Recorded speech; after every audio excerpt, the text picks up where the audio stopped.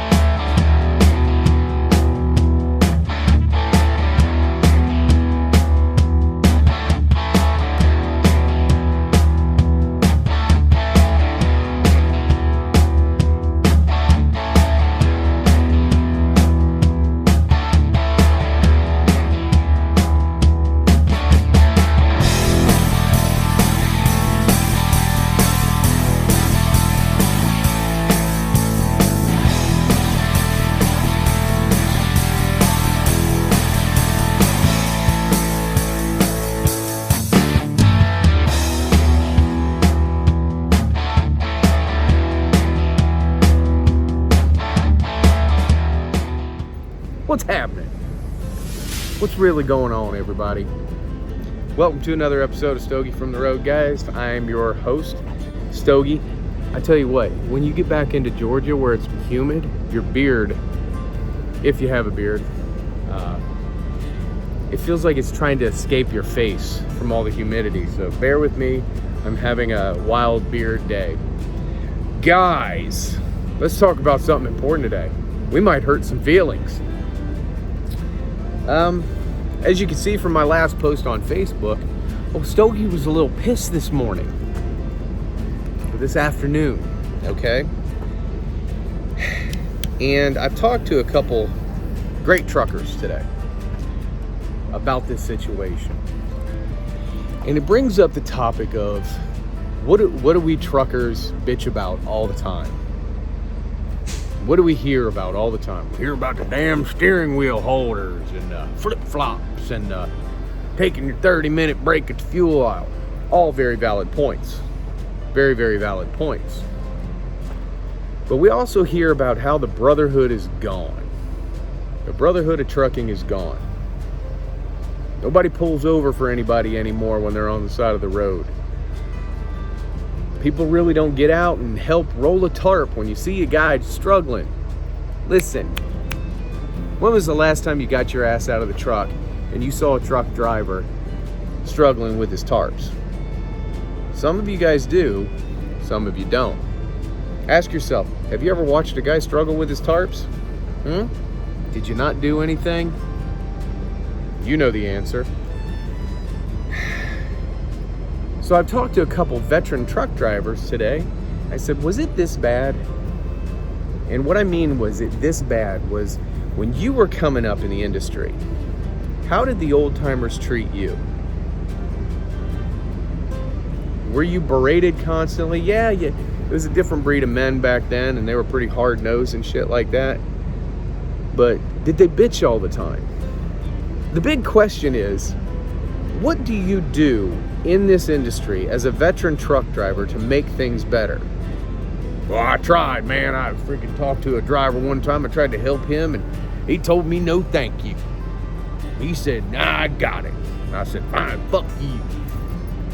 Hurt my feelings, so I never helped anybody again. Bye. Is that the way it's supposed to be? One and done? Five and done? Do you truly care about this industry? Do you truly help out?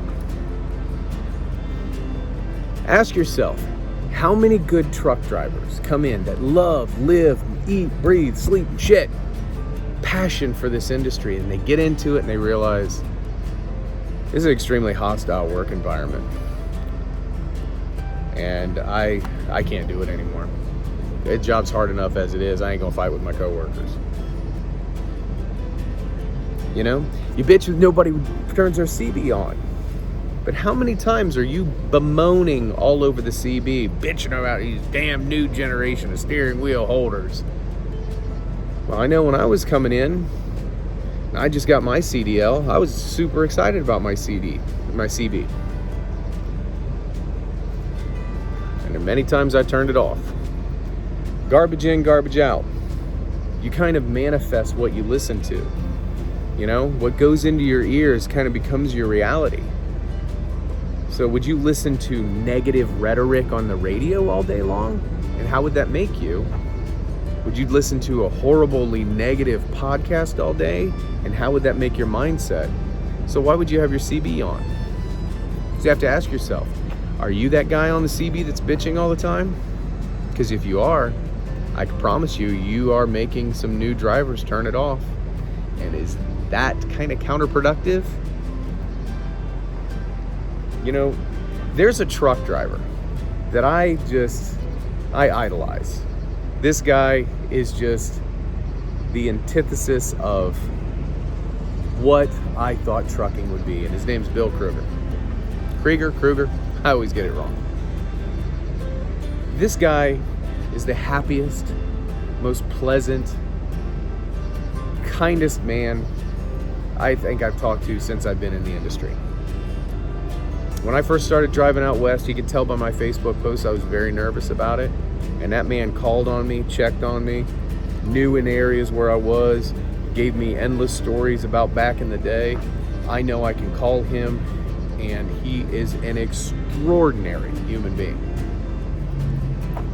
What has happened to him in 50 years of trucking, and what has happened to you? Why don't you help?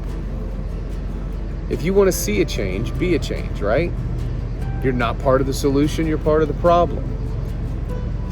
Oh, you Sean, Stogie, whatever you call yourself, you can go fuck yourself. What the fuck do you know? You're just a goddamn rookie. I'll give you that. I have a very long, extensive career in other venues that kind of tie into this, especially when it comes to PR. Public perception. You are who you perceive to be. What do I say all the time? You pull up to a receiver and you get out of the truck in your freaking basketball shorts and a pizza stain on your shirt. What are they going to think of you? What are they going to think of the company? You know, I was talking to another driver today, great dude, Nathan, you know, about that philosophy. Well, dirty truck makes just much money as a clean truck. Really? I was in North Bend, Washington recently. I had a supervisor come out, grab his camera on his phone. Trailer full of genie booms. Taking a picture. He's like, that's what I'm talking about. God, there's something about seeing our product, our equipment on a truck that looks like that, and a driver that looks like you. Hell yeah. Let me break my arm while I pat myself on the back. It's one of those Stogie, I told you so moments. Because how much money are you going to make if the customer cringes when you pull up? You make money that day, but will you make money for the next 10 years for the company?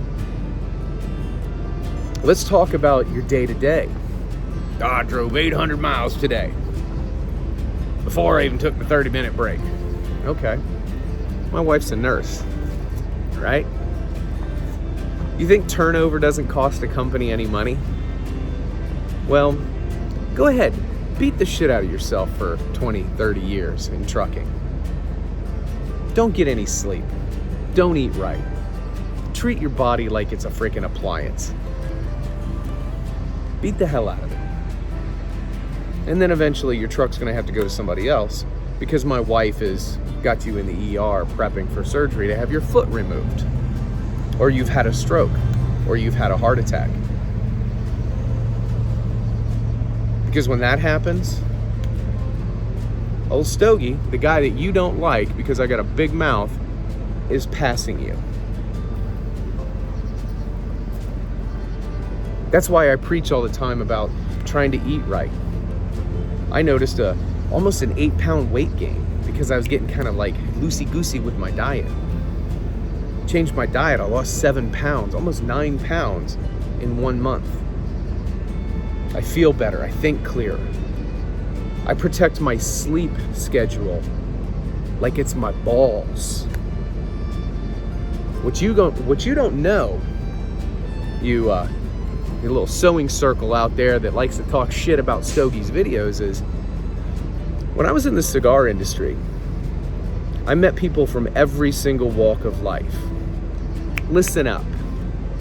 Every single walk of life, black, white, blue collar, white collar, rich, poor, celebrities, professional athletes, all the way down to medical professionals. And I had 3 doctors that were in town for a convention one night. They stayed past closing. We locked the door, opened up a bottle of scotch, had a couple cigars together. Average cigar lasts an hour. Well, we had like 2. When was the last time you had a 2-hour-long conversation over scotch and cigars with a physician? And what he told me was study after study after study is coming out that cancer, depression, obesity, stress, heart attacks, strokes, all tie into sleep. And if you don't get sleep, you're susceptible to all that. So for you, those of you that jump right out of your bunk, even though you only got 3.5 hours of sleep the night before, get out, drive all day long, pissing in a jug going 75 miles an hour, eating garbage while you're driving, and you wonder why you got to go see the doctor on your 34 when you go home. How many times my wife, and I've seen it, and my wife has seen it, to where these guys, they've treated their body like absolute garbage for 20, 30 years in the trucking industry. And what do? They blame the trucking industry. Not the fucking decisions you make when you're on the road. Not the way you treat your body. Not the way you treat your mind. Not the garbage you put in your mind and your body. It's fucking trucking, right? Okay, because I see a driver one day and he's out in the truck stop doing burpees and doing sprints in the parking lot, and I see another guy, 450 pounds, sitting in the front seat watching Netflix, drinking a giant big gulp soda. One guy is getting ready to die, and one guy is thriving. Same job. The point I'm trying to make is, I'm not really shitting on veterans, but it all boils down to how good of an ambassador are you that's watching this, how good of an ambassador are you being for the trucking industry? What are you doing for the trucking industry while you're bitching about it nonstop? What are you doing to make it better? What are you doing to be the flagship of what trucking is? I mean, I'm sure it's fun sitting around in your truck at night jerking off at your logbook on how many miles you did. But what are you doing? How many good drivers come into this industry and meet you and look at you and they have the potential for greatness and fucking leave because of what you've done? So is it really the flip-flops? Is it really the automatic transmissions that are ruining this industry? Or is it fucking you?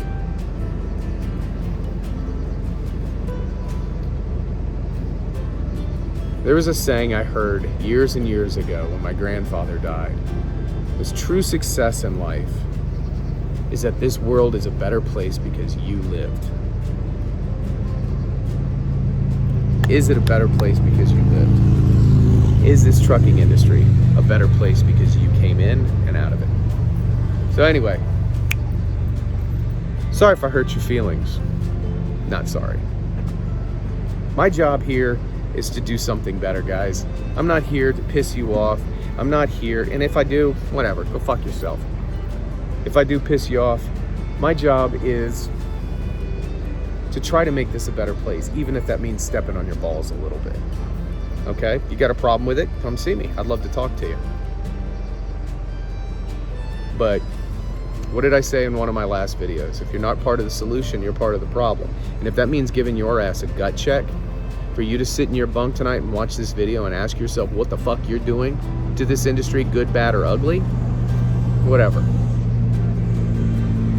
But because there are some good drivers coming into this industry. There are some good dudes coming into this industry right now. I mean, kid I met recently just got his first hood, named DJ. He works here at Taylor. I'm telling you, when I found out that this kid got his Peterbilt 389, the sense of happiness I felt in my deep down inside, because I know that this really mattered to him. And I pray that he is successful, because the passion that this kid has, it's invigorating. That's what this industry needs, is for everybody to get their arms around this thing and get their arms around each other and march in the same direction in solidarity and help one another and pick each other up when need be. Cut this little sewing circle gossip bullshit. Come on. Aren't you embarrassed when you're sitting there dogging another driver? Hey, did you hear about Sean? That sumbitch, did you hear he got his ass chewed by dispatch for stopping to take pictures? Come on, fuck on. You think I would have remembered that? I mean, aren't you embarrassed? Anyway, that's a whole other fucking video. Guys, I hope you're happy, healthy, loving, and living life. Bonnie and I.